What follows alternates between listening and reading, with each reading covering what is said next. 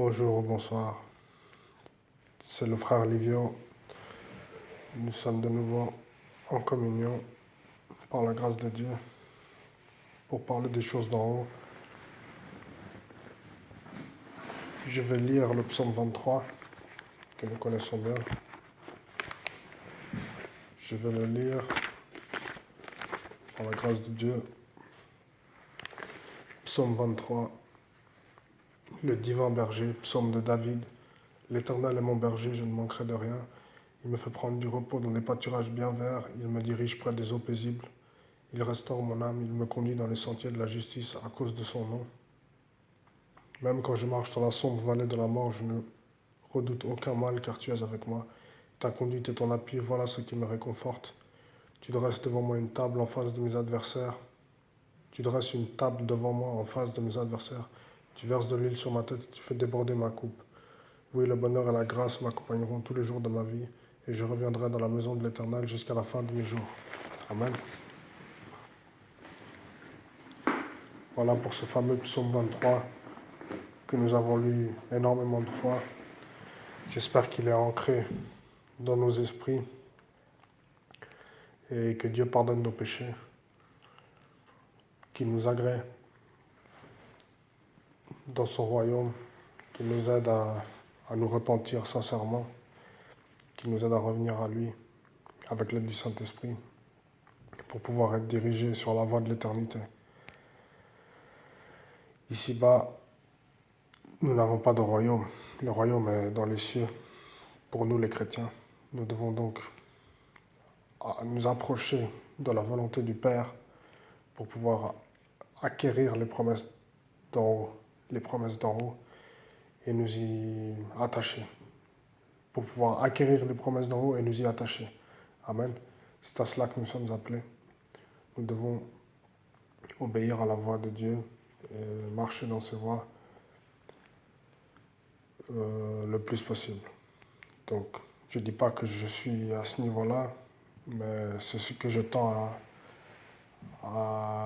c'est ce que je tends à faire, c'est ce que je tends à exercer, parce que j'ai bien envie d'aller au paradis.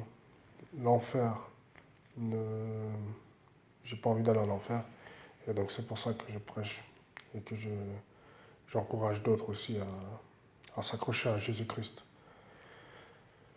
Donc voilà, j'espère que vous m'entendez bien, que tout le monde est à l'écoute, et par la grâce de Dieu, nous allons obtenir ce que Dieu a promis dans sa parole avec l'aide du Saint-Esprit. Que Dieu me pardonne mes péchés, qu'il m'aide à continuer à avancer, à me fortifier, à apporter un message qui vienne de lui, à tenir bon, parce que c'est des temps de la fin, c'est pas facile, mais qu'il m'aide à tenir. Et par la grâce de Dieu, j'arriverai à faire quelque chose de bien pour la gloire de Dieu. Donc,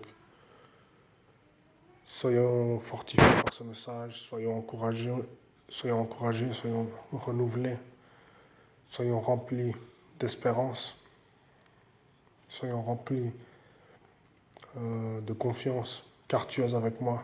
Ta houlette et ton bâton me rassurent, dit le psaume 23. Sa houlette et son bâton me rassurent. Donc nous devrions être dans de bonnes mains pour pouvoir un jour accéder au royaume du Père par la grâce de Dieu. Voici ce que Jésus a promis. Il a dit, je vais vous préparer une place. Et je crois que cette place est pour chacun d'entre nous, si nous nous maintenons dans la volonté divine, si nous nous repentons et si nous marchons dans la parole de Dieu. Amen. Donc voilà ce que je voulais dire. Voilà ce à quoi nous devons nous accrocher. Les promesses de Dieu sont valables encore aujourd'hui. Heureusement d'ailleurs. Les promesses de Dieu sont encore valables aujourd'hui pour chacun d'entre nous. Et il faut rester obéissant, rester dans la douceur, rester dans la sainteté. Par la grâce de Dieu, nous allons acquérir une place auprès de Jésus-Christ lorsqu'il reviendra. Donc je vous dis, frères et sœurs, à la prochaine et ciao.